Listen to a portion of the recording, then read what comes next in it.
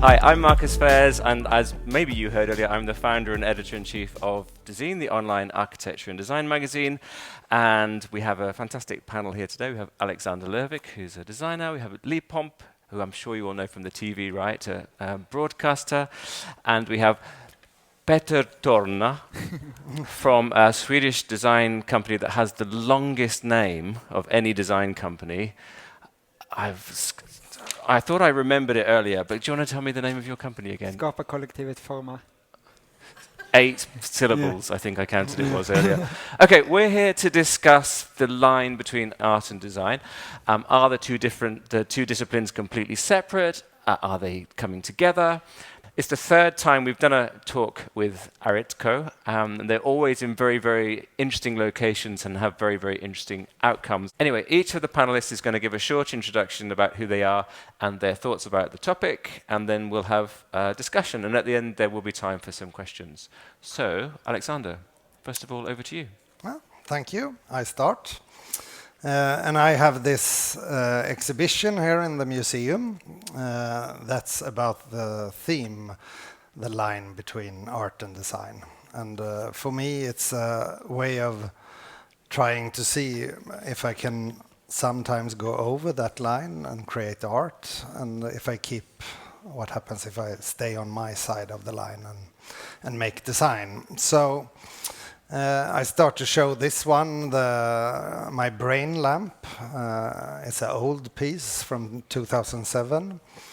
In this case, I scanned my head in a MR scanner and made a lamp out of it, because I 3D printed it, exact copy of my own brain, and released that. It was in 2007.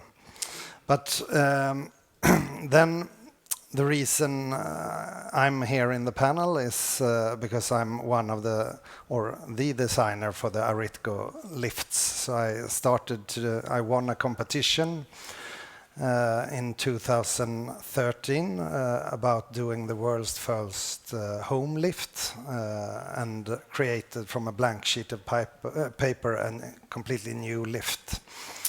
And now it's time for the second version that is released outside in the furniture fair this week, the one for commercial use.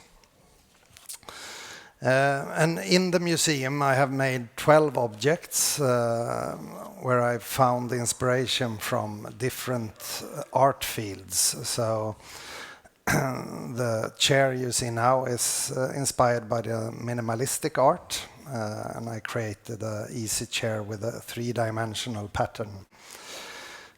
This cupboard we see here is inspired by the graffiti art, and I did this really like a tag under the frame is a tag made in bended wood. And as a contrast of that, I wanted to create a more minimalistic feeling of the top part. And this chair I have turned upside down of the production line in the furniture industry and made one chair, 1,000 factories. So it will be local production all over the world.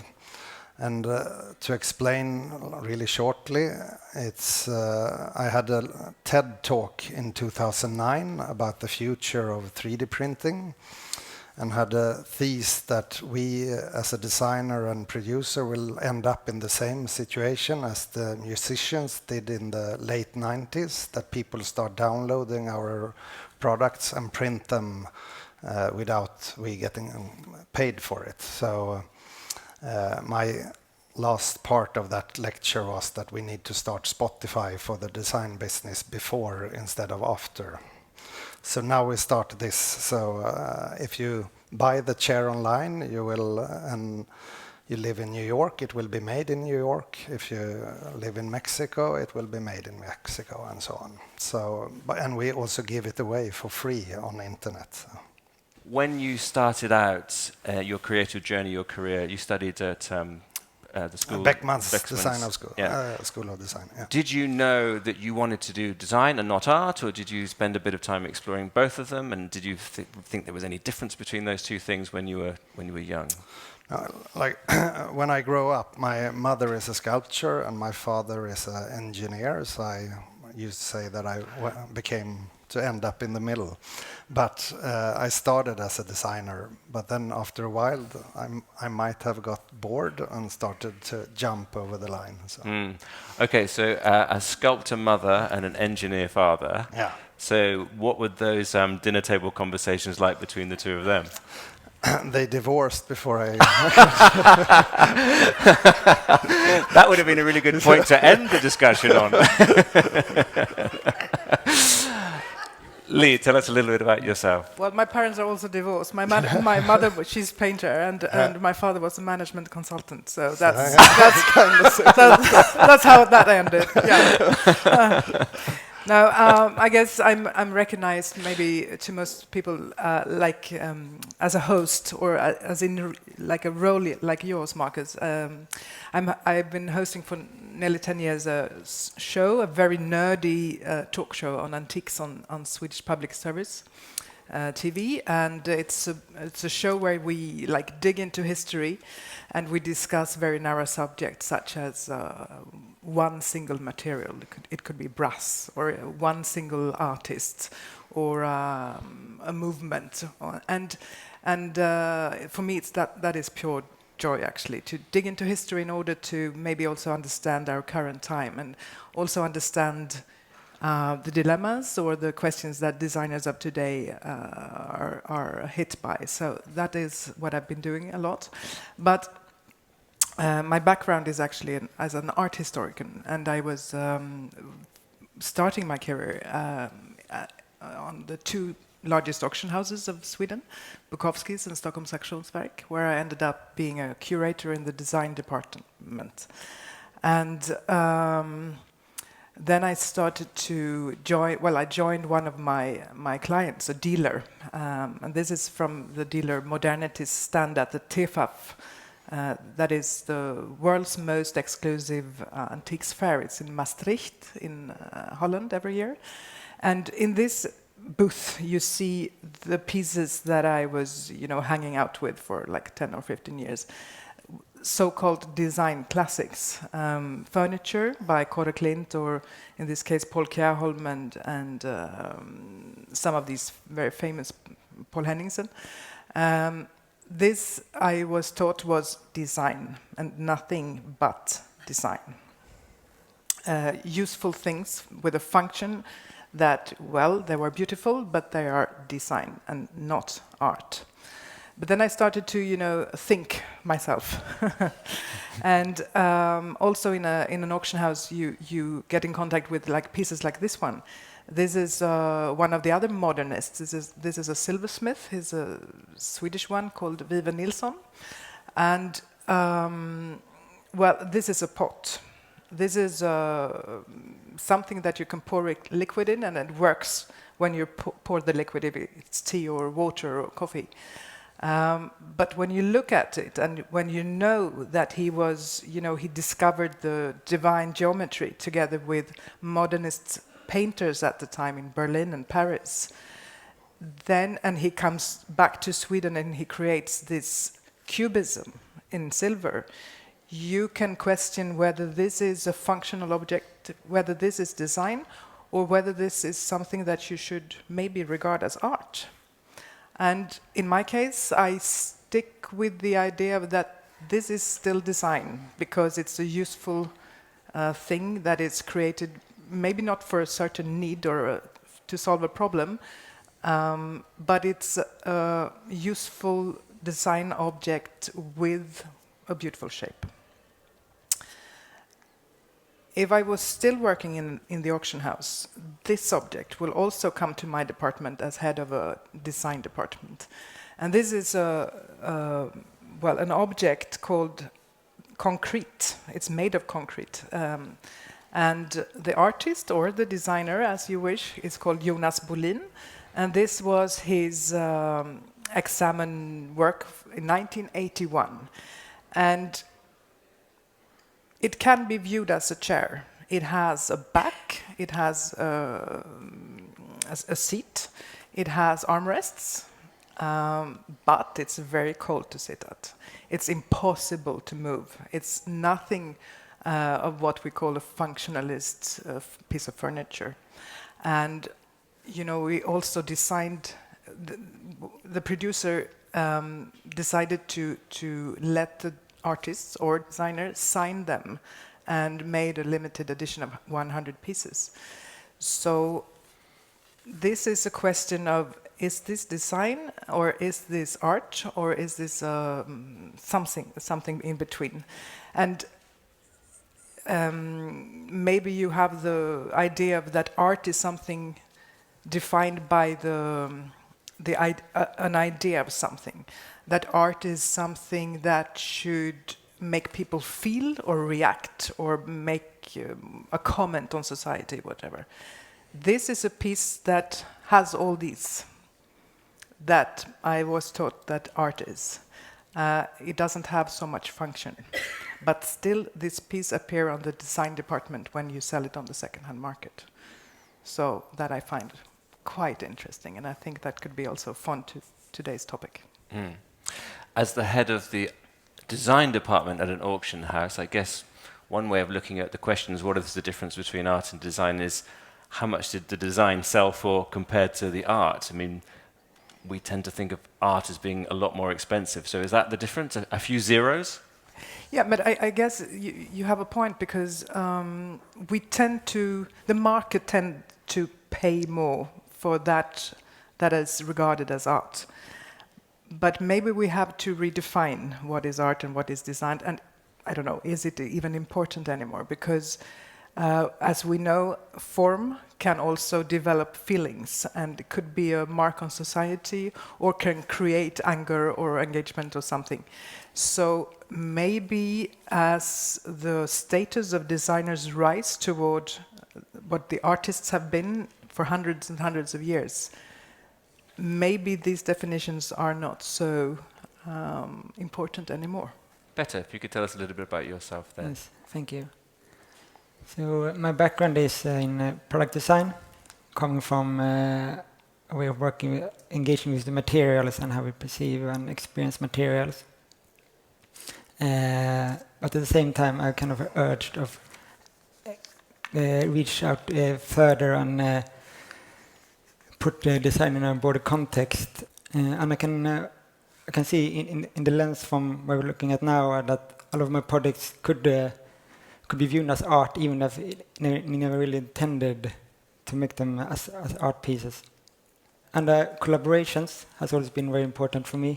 One of them were with an urban designer called Joshua Morrison, and I'm a product designer. We kind of met somewhere between. End up working with projects in public space.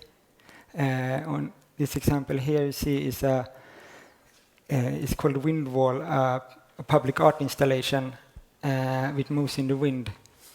But it's made with a designer's mindset in terms of the production and injection molding and very industrial processes. And also talk about collaborations. I think often design collaboration can be two designers working together because they like each other, and even maybe they went to the same school or even same class, and they have the same strengths and the same weaknesses and think the same way. And it's interesting to see what kind of collaborations can you do with totally different professions. So one of these collaborations were with an old childhood friend of mine, Gustav Sömo, who is a organization developer and working with human rights and democracy. And we said, okay, can we do something together using our competences?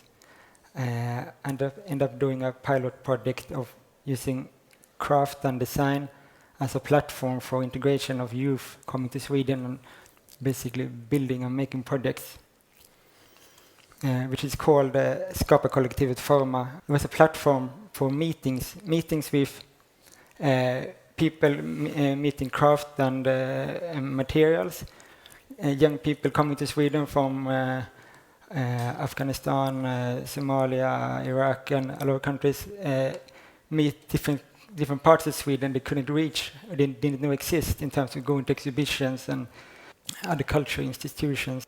Our biggest project is what we call 17,000, because a few years ago, around 2015, it was a big crisis in refugees coming from Afghanistan, and it was talked about how many are going to get deported back from Sweden to Afghanistan, and in one newspaper was a number of 17,000 was the estimation, and we kind of that number gets stuck in our mind, and we thought a lot about it, and how can we like, understand that number.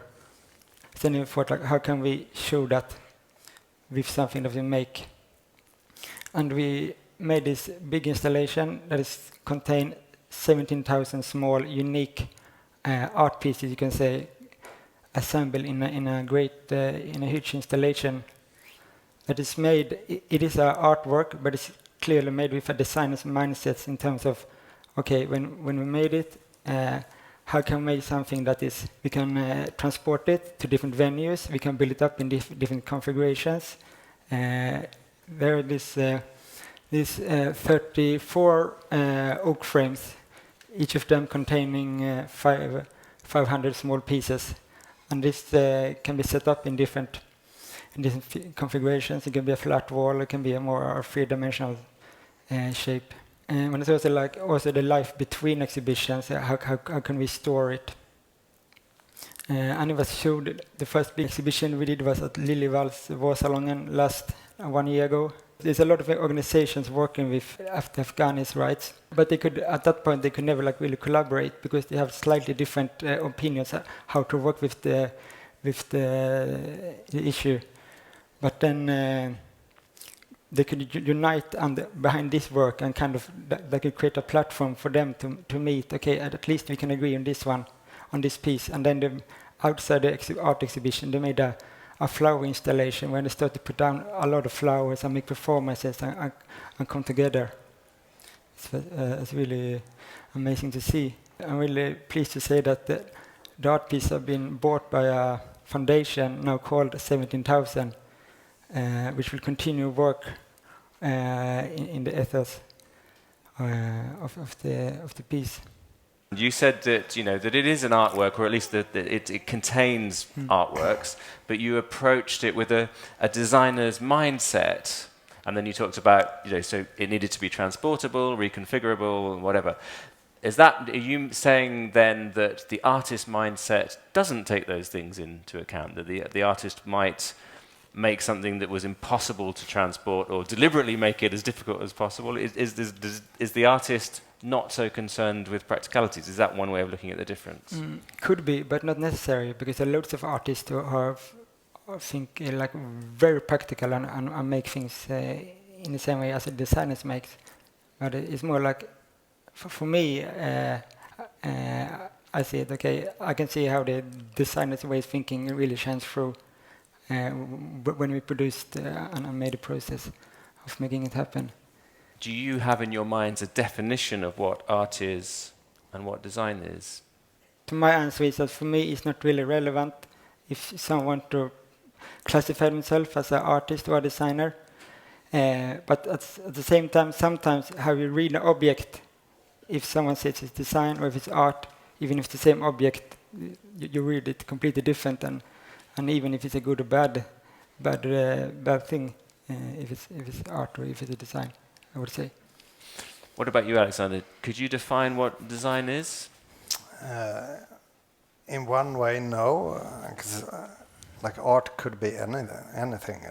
You can do whatever when you do art. But if you look to design, I think the word function has a meaning. And behind here we have a chair that I call a sculpture. Because of that, I have changed the measurement in it and the proportions. So it's a shitty chair. So so it's a sculpture because you don't sit in it. You look at it, and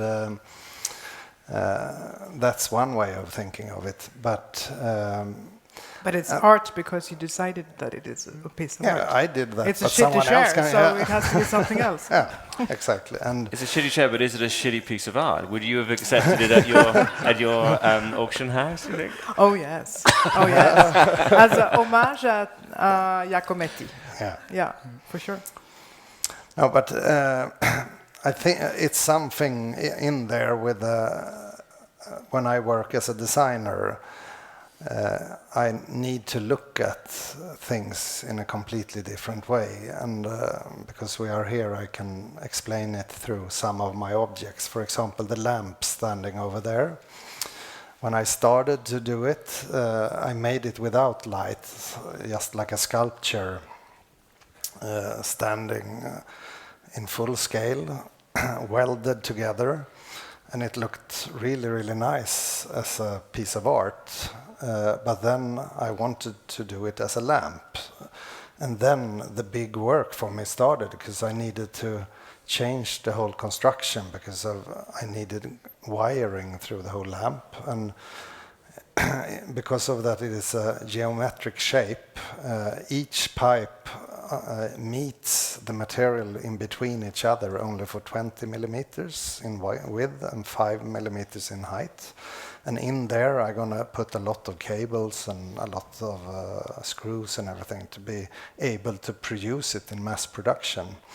So in the end, I had to invent this small part in between to be able to do that, so the producer could do it fast enough so that the price stays down. So, and that's what I call design in that matter, because it needs to work for production.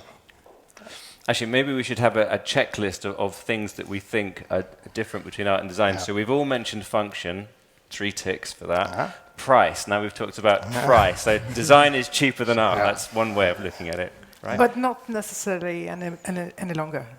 I think that is about to change, for sure.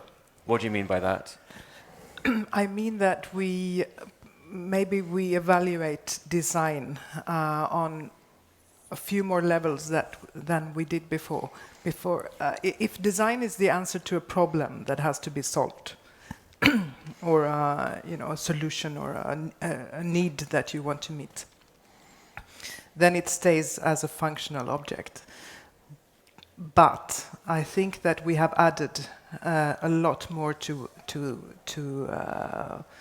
the term design since then. And since there are so many idea-based things in design, some design is actually inventions, and most of all the artistic, the shapes, the colors, all that comes with it, makes us appreciate it more, or more equal to art. And I think it's about the market maturing, actually, in order to appreciate all these aspects of design and the combination of art and artistic skills. So it happened a lot in the last 20 years. It will happen even more in the coming 20 or 50. So I think my guess is that there will be a world of good artistic objects or paintings or sculptures or functional things, but they will be all in one blend. That is my guess. Actually, that's reminded me that there's a third thing we can add to our checklist, and that's the label that you put on it. Because if you say this is art, then it's art, and if you say it's design, then it's design, and it can be the same. It can be the same thing. It's about the intention of the creator. But it's interesting you talked about this change over the last 20 years, and it's interesting to maybe take a longer historical perspective, because in the last 20 years, since I've been a journalist, you have seen the rise of the collectible design market, whereby designers are knowingly making objects that are kind of expensive and rare and have the kind of limited edition and the provenance and the artist's proof, and it kind of follows the model of the art market, and then they sell them in fairs that are often attached to the design fairs. And there's an interesting thing on the text in the entrance to your exhibition, Alexander, which talks about how art and design were not even separated until, was it a few centuries ago in Florence? So I don't know how good your art history is, panel, but how has the difference between art and design changed if you go even further back in time?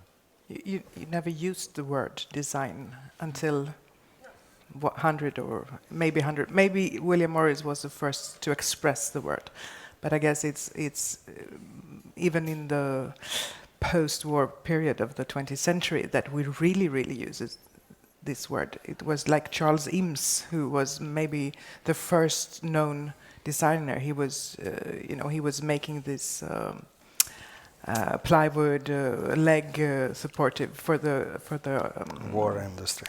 Yeah, for the war industry, these wounded American soldiers, and that was the kickoff to his chair production, and design became spread.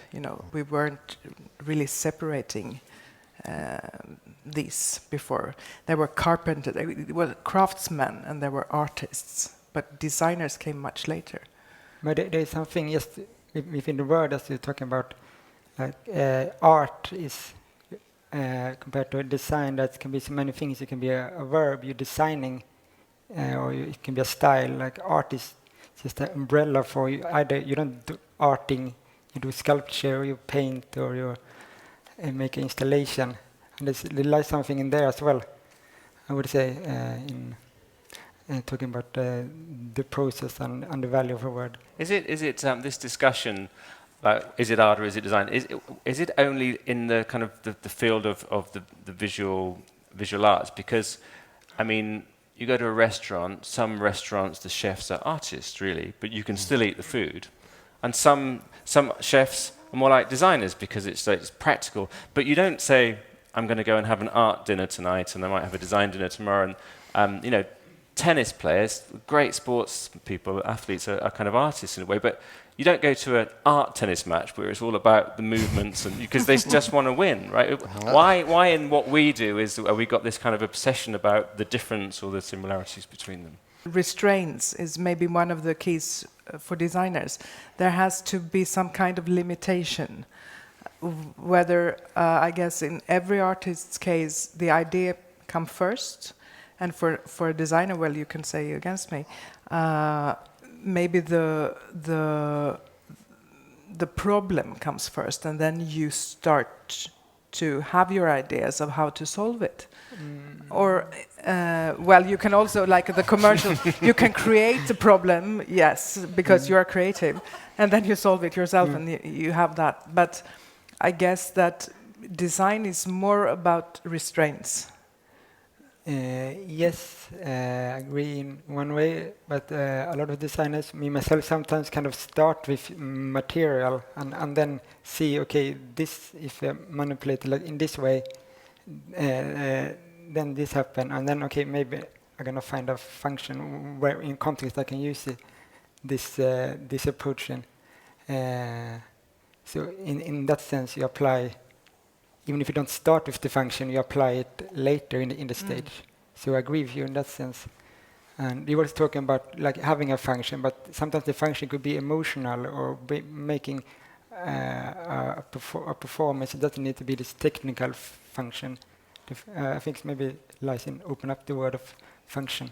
I would compare it to, if you look at the Scandinavian design, if you go back 20 years, it was really minimalistic. Then the world has gone global, and all the designers of the world reads the same magazines, the same blogs, and suddenly something happened with the Scandinavian design, and it gets more faceted. It's so much more interesting in a way, is my thought, that the young generation open up everything. And I think it's the same with the art scene, that the globalization makes it a lot of things happens. And for me as a designer, I use the art to develop myself. I have done art pieces, but I still call me as a designer. It's I have in the Central Hospital of Karlstad artworks, for example, but I'm a designer still. I used to say that when I do art, I get better in the end on my design work because I experiment there and try out things that I never would have tried otherwise.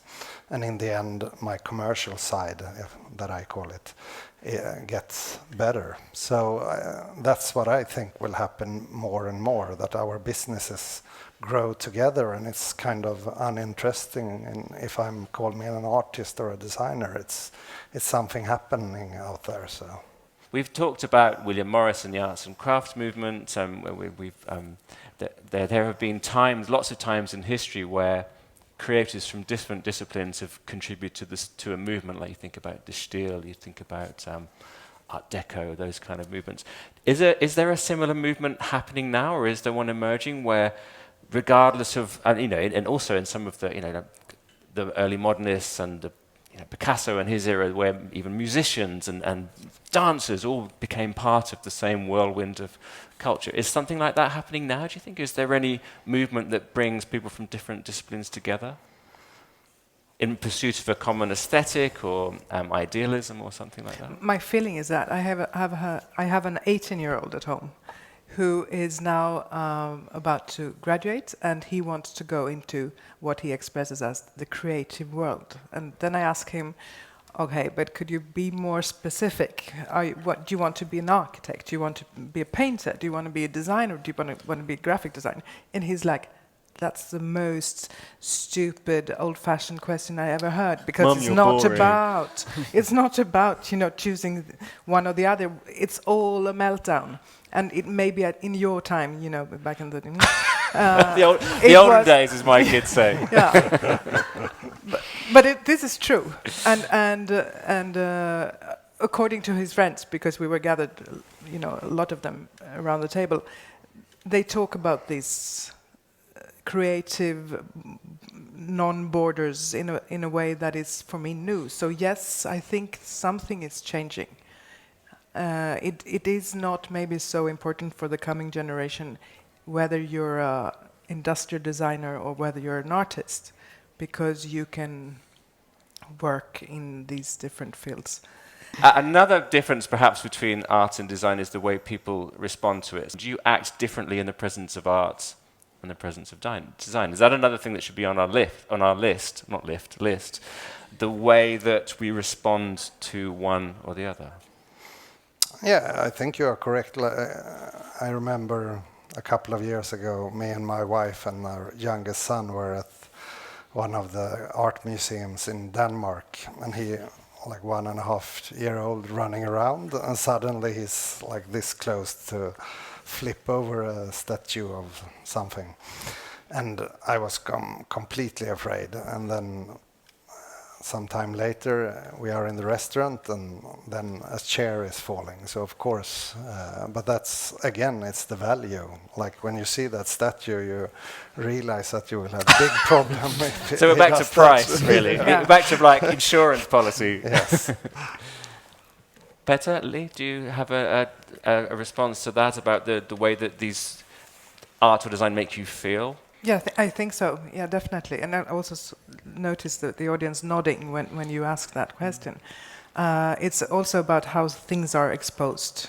If you're tiptoeing around them and you're taught to have your hands on your back and look at the art that way, of course, that is in your spine, I guess.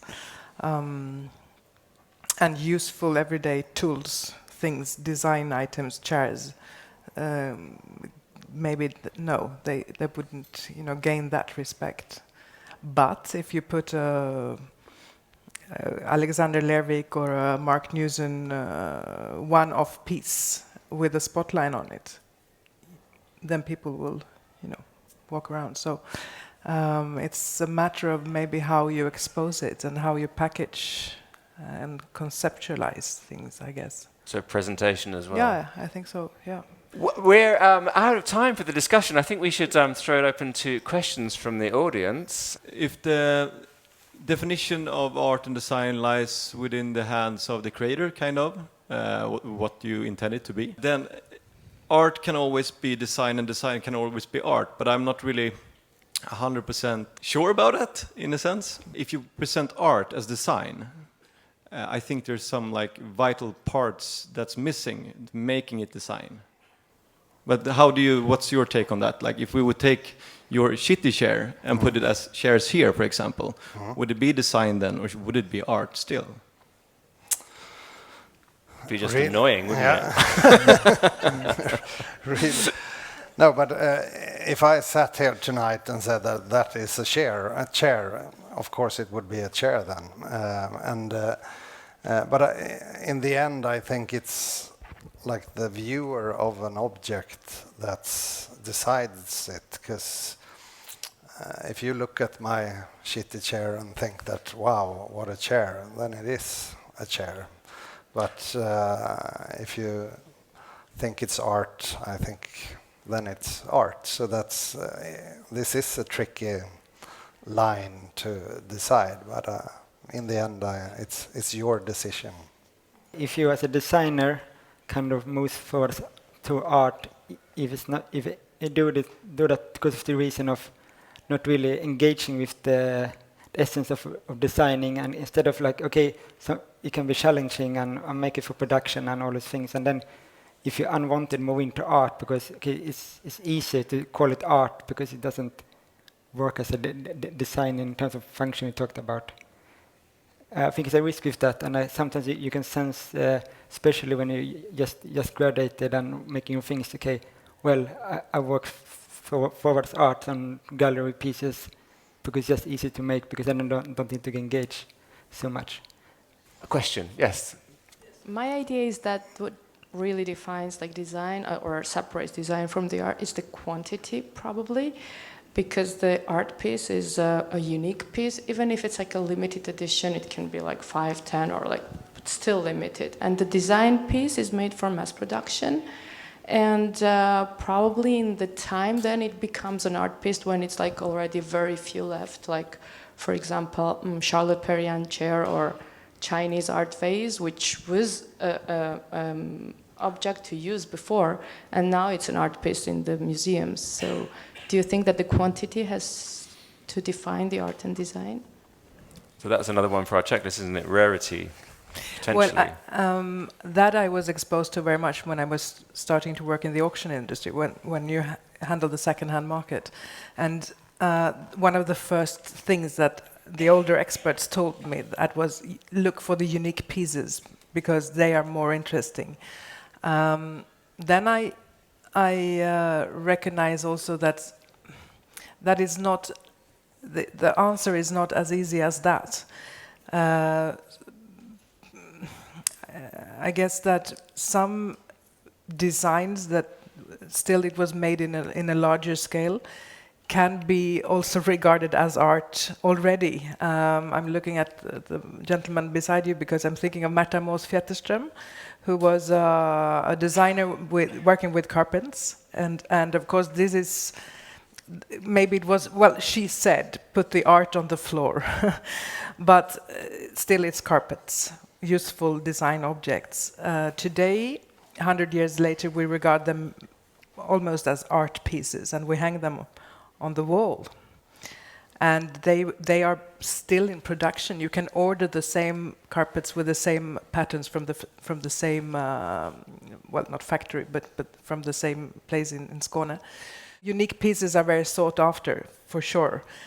But it's not necessarily that those made in larger series will be less desirable.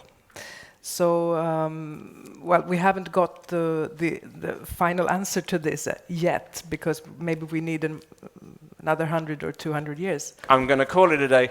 Thank you very much. You've been an amazing and very interesting and entertaining audience. Thanks for the panel. Thanks for Aritco and to the museum for hosting it.